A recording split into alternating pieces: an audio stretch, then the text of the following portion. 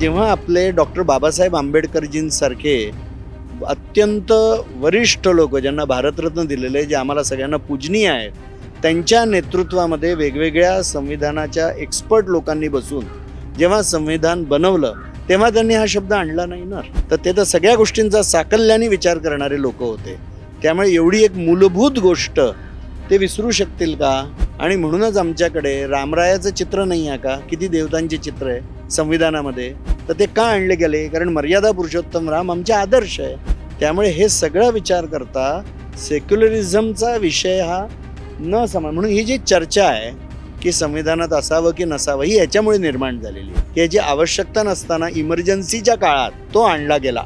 इमर्जन्सीचा काळ स्वतःमध्ये एक महत्त्वाचा काळ आहे, एक सगळ्यांना दाबून टाकण्याचा काळ आहे. त्या काळात आलेला तो शब्द आहे आणि त्यामुळे अनेकांच्या मनात आहे की तो निघाला पाहिजे.